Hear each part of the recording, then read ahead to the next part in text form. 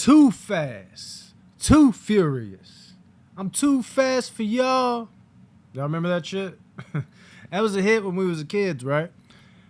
What's up, everybody? It's Brandon.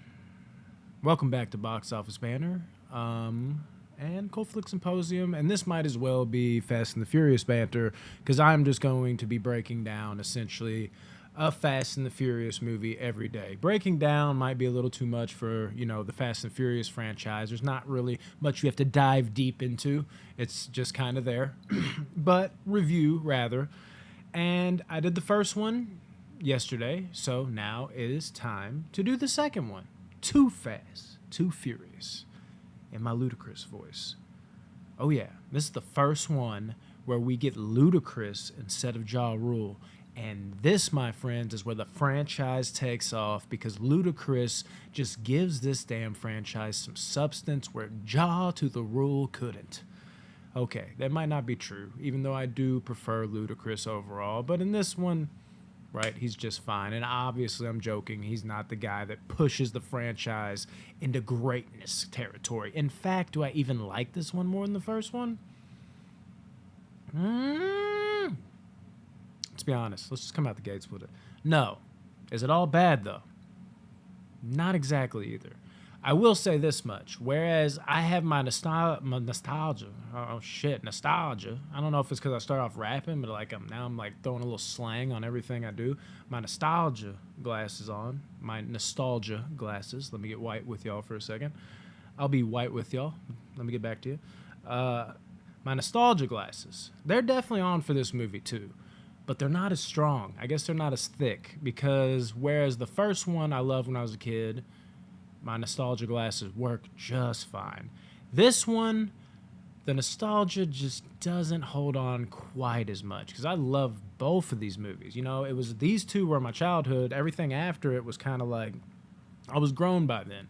And I did not watch Tokyo Drift when it first came out because I couldn't give a shit about it. We'll see if that changes next review. But does that make this movie bad? No. And I'll even say this much. It's a better flat-out racing movie, which is what we would want, I would assume, from a Fast and the Furious franchise, although it's became so much more than that. Just listen to the title, break it down for what it is, Fast and the Furious. It's supposed to be about cars first. This one, I think, features some of the best overall feeling of just this is a racetrack. Not literally, obviously. They're not on a racetrack really ever, a legit racetrack. But the movie feels like a racetrack almost. There's always another race around the corner is basically what I'm saying. But in saying that, though, it does lose a bit of essence amongst the cars. Now, for me, while, like I said, this feels almost 60 race, 40 drama amongst everything, just the race feels that integral amongst the story, which you would think would be better on paper. The first one was more like 60 drama, 40 race. But the thing is, there was a little more tender love and care, I guess, with the vehicles in the first one. The vehicles felt more important. It felt like there was love behind what they were doing. You saw them working on these vehicles and having deep conversations amongst vehicles. It felt like, dare I say it, am I going to go full Vin Diesel on you guys? The vehicles felt like family. There was something, there's a little extra there that made the vehicles more important. And this movie goes full Midnight Club. There's something about this movie compared to all the other ones that feels very much video game-ish, and it kind of takes me out of the movie nowadays. So while the races and everything seem to be a little bit more dialed up, it feels more video gamey than any other movie in the franchise. Tokyo Drift borrows some of that as well, but we'll get to that. I'll go deeper into that as we go. Obviously, when we get to the third movie, the third installment. But there's a certain element to it that just feels that way. And there's even moments where you see CGI in the race, and I don't know if that gives it a video game feel. But it overall just, it takes away from the drama in some weird way.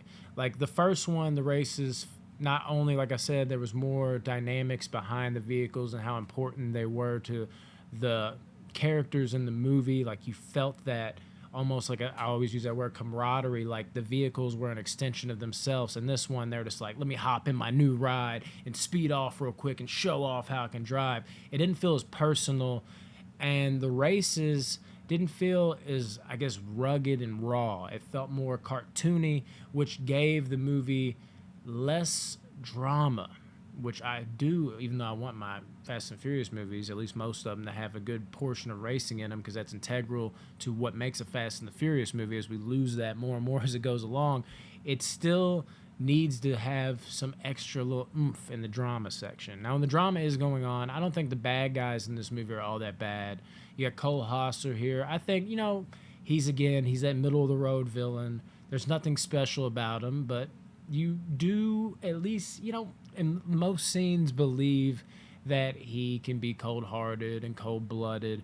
In particular, I love the scene with the rat. Like, that always, like, when I was a kid, like, it's almost like I'd never thought of something like that, where he puts the rat on Bobby from fucking Sons of Anarchy's stomach. And when he's sitting there, just laying it out there, it's like the rat has got to find a place to go, and he puts a pan over and they're lighting it. And as it's happening, you imagine the character that's like laying down. The cop is like, what are you doing? And he's like, Cole Hauser's just explaining, like, hey man, like, you don't have to worry about when it's screaming. It's when it stops that you have to worry, because then it's digging. It's got nowhere to go but down. That was always low-key terrifying. And I feel like I've seen that in other movies, but I guess when I was younger, when this movie first came out, when I was like 12 years old, it might have been the first time I had seen something like it, or a scene to that magnitude that impacted me. And that always, for some reason, made me think immediately, like, this Cole Hauser guy is a piece of fucking shit. Jesus, don't fuck with him. So I think there's a little bit of nostalgia thickness on the goggles with that make me feel like he's more imposing than he probably actually is. But overall, he doesn't do a terrible job. And I believe his two, like, main henchmen, the two Mexican guys, I forget their names, they would also fucking shoot you on a dime. So for a PG-13 movie with villains, not the worst, not the best, but not the worst. Eva Mendes gets added into the cast here. Always a plus. That girl's a goddess. Then you got James Remar. I've always had such a soft spot for James Remar. I'm a huge Dexter fan, but going back even before then, random ass movie, The Quest with Jean-Claude Van Damme. I know, random to throw that in here, but James Remar is in it. That was one of my favorite movies growing up. I idolized Jean-Claude Van Damme as a kid. Of course, The Phantom with Billy Zane, another probably objectively terrible movie, but like, I watched it nonstop. James Remar was popping up in movies nonstop, and of course Dexter being my favorite show of all time. I've got a strong, just liking for James Remar for whatever reason. Even Tales from the Crypt, huge Tales from the Crypt fan. Just always nice seeing him in a movie. Thinks an underrated actor. How could you leave off Warriors? I mean, I can keep going. He's got a lot of underrated little roles and a lot of niche roles that fit what I grew up with. And then I know I'm leaving out somebody. There's somebody else they added to this cast that I enjoyed. But overall, they did a solid job. Obviously, they add, this goes without saying, Tyrese into the role, Roman Pierce. Now, Rome, I don't even know who necessarily is my favorite character amongst this franchise. So before I go into some nitpickiness, maybe, understand that Rome might be my favorite character. He's that guy that cracks me up. Like, Ludacris can be funny, but Rome is definitely the key for me. Ludacris is like 25 of the 100% that them two, give off of each other. Rome, for me, is like 75% of it. He carries their dynamic. It's Rome, then Luda. But I do enjoy their banter back and forth, but it's Rome. So in saying that, before I say what I say, I had to give, that little, almost montage-esque of just like, Rome's my guy. Because I don't want to say this, but Rome does not work for me in this movie a lot of the time. And I've realized that more and more as I've gotten older. I think this is where the nostalgia glasses don't work. When I was younger, I used to think like Rome was funny in this movie. He was cocky, he's intimidating, but he's also like, what the fuck is going on? In this movie, now that I'm older, I don't take the cockiness part of him as serious. Now, I don't know if maybe they just dial this back a little bit in later movies. I never noticed in this viewing it stood out more. Or maybe I'm just going crazy and I'm like rethinking how much I like Roman Pierce's character. I believe that's his last fucking name. Again, I'm not a huge fan of this franchise, but I am a fan. but I don't recall him being as cocky, and I think he is that cocky. But if I'm being honest, you want to know what I think it really is? He just doesn't work as well as a number two. He's perfect as like even like a 4 or 5, even a 3. You know, you need the Paul Walker, you need the Vin Diesel, or future movies, maybe Vin Diesel and The Rock, and then Rome, and then or maybe The Rock's not in there, and then it's just Vin Diesel with Letty and like the other people, and they all kind of it's Vin Diesel clearly first and even out. This is like a give or take punch type of movie. It's Paul Walker, it's Tyrese, it's Paul Walker, Tyrese, and it wears on me a bit in this movie. Like, I'm loving Rome in some scenes. Don't get me wrong. When he's just like being funny and joking around, making light of a situation, I really do like him, and I like even when he's being cocky in that manner. But when he's just like, man, I'll fuck you up, bruh. Like, he's got that type of attitude. Like, come on, man. Like, I don't take him as serious or intimidating. Maybe it's because later in the movies I picture him just screaming like, ah, more, but I don't take him as the overly intimidating type that he tries to be at least 50% of the time in this movie. So it's like a 50-50 split with Rome in this movie for me. But overall, he's good. And they even do other things that are kind of cringy now. Like, I think there's one moment where fucking Walker's just like, Brian's just like, he's just like, all right, cuh. He says cuh. And I'm just like, why? That felt so forced. Why'd you add that in there?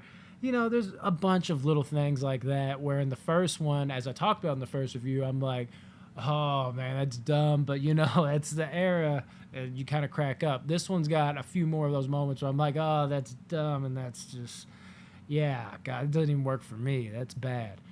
But overall, is it a bad movie? No, I still have a fun time with this one. I got some nostalgia going for me for sure. I still do like the ad of Tyrese, especially more down the road. And there's moments like I absolutely love him in this movie. It's like Jekyll and Hyde for me. And Paul Walker's still killing it. Eva Mendes is beautiful.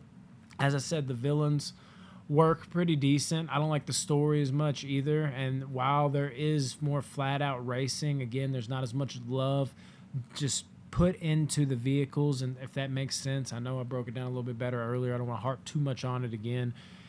And in general, it just felt a little more video gamey, like video game movie. Like we just made a Need for Speed movie. It just doesn't work quite as well. But is it bad?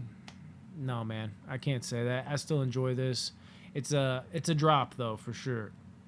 Again, not saying my ratings, but you'll see that when I get through all of these damn movies. This has been Too Fast, Too Furious, and shout out, dude, for the David Banner like a pimp when this movie kicks off, because it really, really sets the tone. Love that shit. Anyways, guys, speaking of loving, I love y'all.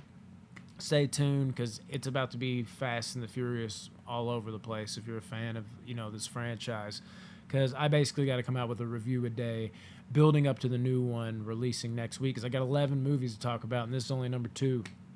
And that's, of course, including Fast X. And if you're like Fast X, Roman numerals, that's number 10. Hauser 11. I'm doing Hobbs and Shaw as well. So stay tuned, strap in. No pun intended. Again, I keep getting myself in these situations. Tokyo Drift will be at you before you know it. Love you guys. Peace.